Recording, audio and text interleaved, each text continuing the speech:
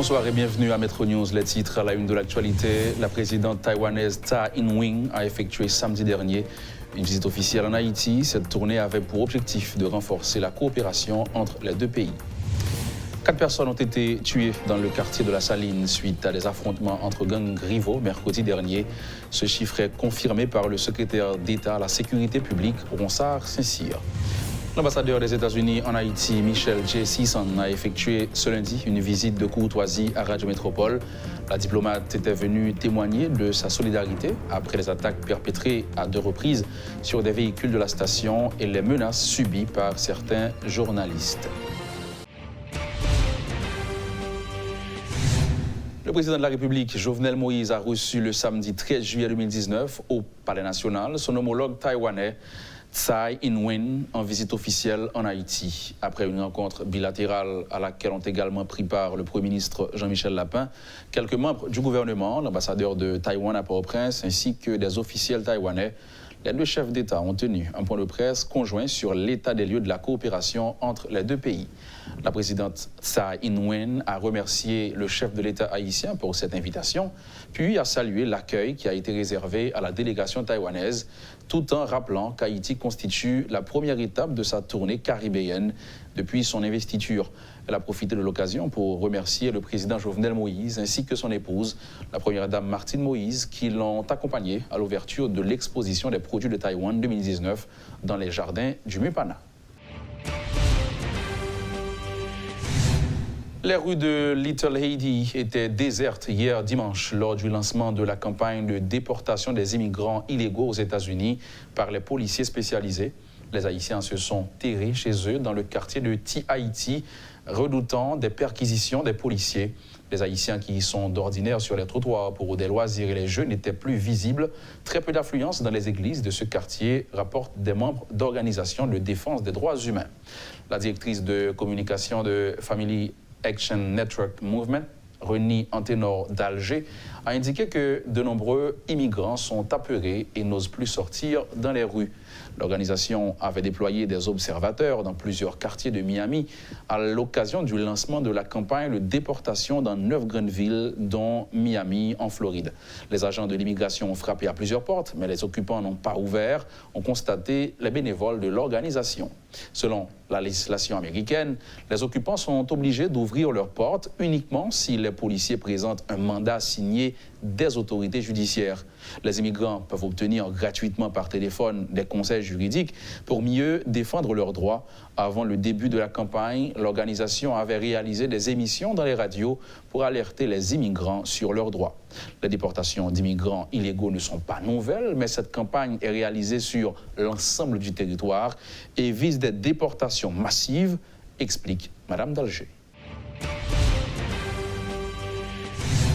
Le secrétaire d'État à la sécurité publique confirme que 4 individus ont été tués mercredi dernier à la Saline. Selon Ronsard Saint-Cyr, c'est une guerre entre gangs qui est à la base de cette situation. Le secrétaire d'État annonce que la police a repris le contrôle de cette zone depuis les derniers événements, précisant toutefois que les moyens de la police sont limités. L'ambassadeur des États-Unis en Haïti, Michel J. Sisson, a rendu une visite de courtoisie ce lundi à Radio Métropole. Elle était venue témoigner de sa solidarité après les attaques perpétrées à 2 reprises sur des véhicules de la station et les menaces subies par certains journalistes. Il y a 2 semaines, 2 minibus de la station ont été la cible d'attaques de militants antigouvernementaux. À cette occasion, des reporters ont été la cible de menaces. Le président de la République, Jovenel Moïse, a confié au journal Miami Herald qu'il collabore actuellement avec l'Organisation des États américains, OEA, en vue de constituer une commission d'experts financiers internationaux indépendants afin de réaliser un audit juste, crédible et objectif de l'utilisation des fonds Petro-Caribé. En réaction, les avocats des plaignants dans le dossier Petro-Caribé rejettent la démarche du président Jovenel Moïse, comme on l'avait dit, qui sollicite une mission d'experts de l'Organisation des États américains pour auditer les fonds Petro-Caribé. Pour André Michel et Marc-Antoine Maisonneuve, cette initiative du chef de l'État est inacceptable. Ces derniers appellent à la poursuite de la mobilisation antigouvernementale, seul moyen, selon eux, de parvenir à la tenue du procès Petro-Caribé. Pas gain. aucune possibilité pour OEA venir pour dire la vin faire une enquête parce que Cour des comptes fait enquête là déjà. Il m'a rappelé tout le monde. La Cour des comptes a fait enquête là, il a demandé OEA voyons expertise technique ba yo, voyons support ba yo, OEA pas d'accord. Bref, nous rejetons cette initiative de Jovenel Moïse. C'est une violation de la Constitution, c'est une violation de la souveraineté nationale, c'est une violation de la dignité du peuple haïtien. Ou pas capable, la justice, un dossier dans meni, la Cour des comptes dit ou n'en volait, et puis qu'on y a ou pas chercher OEA. C'est comme si nous chaque monde la Cour des comptes dit qui dans le dossier Petro-Caribé, yo tout yo doit chercher un monde pour venir faire un rapport en faveur. Non mais son plaisanterie, son jouet. Son jouet.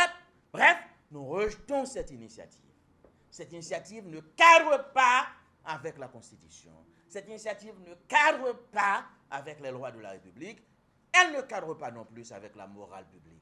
Faut commencer par gagner un minimum d'estime, de respect pour les institutions de notre pays.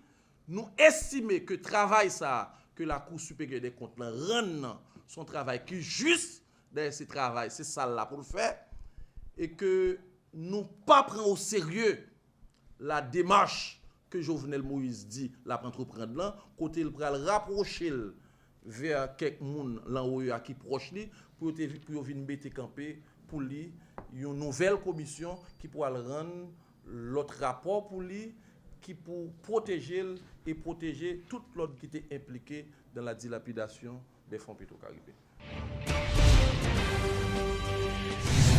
Sur ce dossier, le palais fait le mort, mais le ministre haïtien des Affaires étrangères a réagi. Bourchid Edmond qui dément les informations laissant croire que le président Jovenel Moïse a sollicité de l'OEA l'envoi en Haïti d'une commission d'audit en vue de travailler sur le dossier Petro-Caribé. Le chancelier haïtien qui parle de mésinterprétation a fait remarquer que cette commission composée d'experts internationaux aura pour mission de venir renforcer les institutions haïtiennes. Tout État membre qui impression, du moins qui sentit qu'il y a certaines faiblesses au niveau de l'institution étatique que côté le cas nécessité une expertise dans un domaine quelconque, il a sollicité un peu de réalisation. Mais formellement, nous pouvons faire, mais c'est une question qui a été débattue et avec les structures internes de l'OEA. Mais il faut nous clarifier encore, c'est pas, j'aime tant de dire, c'est pas des juge ou bien expert pour venir refaire un rapport Petro-Caribé, ce n'est pas ça du tout. Et tout simplement, on demande des experts pour qu'ils viennent aider à renforcer, comme ça fait partout dans le pays membre, et même ils fait déjà en Haïti. Venir renforcer l'institution nationale nous gagne qui est dans le domaine. ULC, c'est UCREF, pour supérieur des comptes. Et qui a probablement aidé dans ça, parce que nous tout a parlé de lutte contre la corruption, mais nous refusons d'admettre que à notre niveau, au niveau national, nous avons des faiblesses énormes qui ont empêché nous de mener une lutte réelle contre la corruption. Et c'est pourquoi chaque fois, les organisations qui ont des expertises en la matière, c'est pour ça que c'est État membre organisation. Vous êtes État membre organisation, pas seulement vous participez dans des réunions, mais aussi État membre organisation, mais l'heure où vous avez une nécessité, où vous avez besoin dans un domaine quelconque, que vous avez une expertise, comme État membre, vous avez droit à ça pour solliciter. Je pense que c'est ça la réalité. Le ministère de la Santé publique et de la Population a procédé ce lundi au lancement d'une campagne de vaccination sur tout le territoire national de la vitamine A et du vaccin contre la rougeole, la rubéole et la poliomyélite seront administrés aux enfants entre 2 mois et 5 ans. Pour atteindre les 1,5 million d'enfants ciblés, la ministre de la Santé publique, Dr Greta Roy-Clément, compte sur la collaboration des parents. La régularité dans l'administration des doses est fondamentale, a-t-elle précisé ce lundi. Nous voulons parler tout à toute maman petite, à tout leader communautaire, à tout leader religieux, à tout leader qui fait écouter voix dans la communauté pour être capable d'aider nous faire passer message pour tout le monde de 2 mois à 59 mois aller dans le poste de rassemblement dans le centre de santé pour être capable de recevoir vaccin ou bien pour être capable d'administrer vitamine A. Nous connaissons maman Timoun, papa Timoun, gardien, gardienne Timoun, tout le monde. Il faut que nous protégions Timoun. et vaccin yo là, vaccin yo disponible. Nous pas qu'à quitter un petit moun ap mourir pour une maladie et alors que nous capable protéger à travers vaccin yo. Vaccin yo disponible dans département yo et personnel là disponible. Déclarer campagne ça lancé et me compter sur la presse parce que c'est voix nous. Message nous yo arrivé vers la population, me compter nous pour nous aider faire passer message ça jodi que campagne vaccination a commencé jodi. Campagne coûte en pile cob. Nous pas qu'à toujours après aller vers campagne. Donc nous t'a demandé pour tout le monde, pour toute maman petite, tout papa petite, tout le monde mener petit yo vacciner dans centre de santé de manière régulière. L'heure yo gen pour vacciner pour nous pas manquer rendez-vous vaccin yo parce que un problème qui gagne en Haïti c'est que vaccin là même moun nan prend première dose et puis à partir de deuxième, de troisième et de rappel, yo pas vinn prendre vaccin yo. Donc moi m'a insisté en pile parce que m'pa remet toujours à retourner, nous pas remet toujours au niveau santé publique à retourner sous campagne de vaccination, mais insister en pile sur vaccination de routine. Donc maman, papa petite toujours mener petite nous prend vaccin donc. Harry Nicolas, alias Maître Feyvet, dénonce l'incendie du tronc Kitanago la semaine passée à Ouanamet. Il affirme que cet objet symbolique n'a rien de mystique. Il pointe du doigt un secteur qui attribue tous les maux du pays à ce fameux bois Kitanago. Nous pas fait tête nous confiance en tant que peuple. Mais nous pas croire qu'à faire rien qui est bon. Exactement. Qu'on y a là, yon groupe moun fait yon bagay qui pas un bagay que on moun ta ka croire qui était possible pour gagner un groupe moun qui sorti les iwa même dans machine pour dire ou après faire Ouanamet qui menait à pied collectivement qui a porté un poids de 500 kilos inimaginable mais tout mystère ça veut dire le fait que Haïtiens organisés yo sans étrangers pas là-dedans.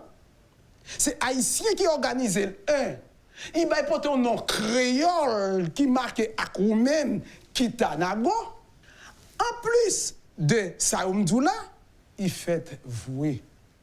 Il reproche bois parce qu'il était arrivé fait. Reproche là.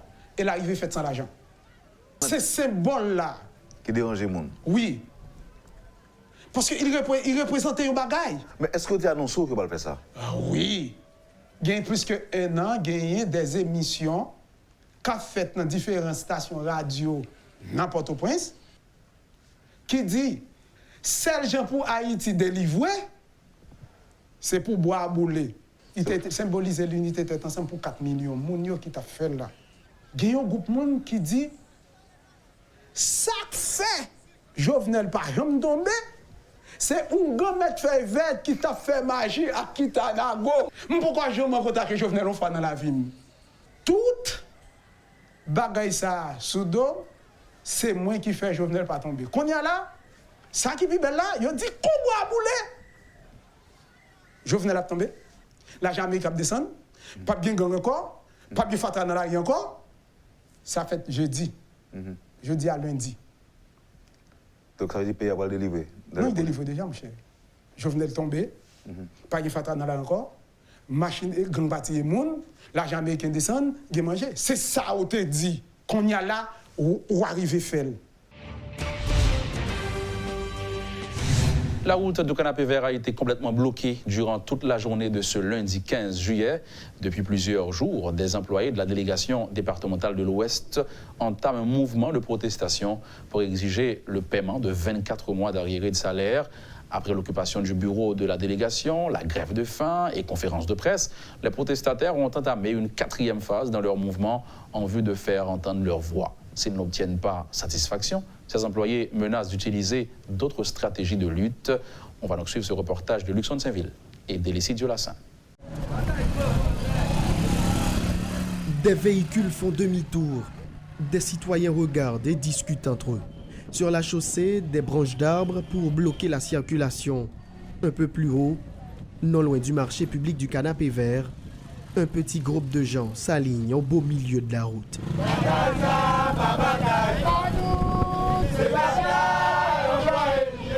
Pancarte en main, slogans et chansons, Ils sont tous des employés du bureau de la délégation départementale de l'Ouest.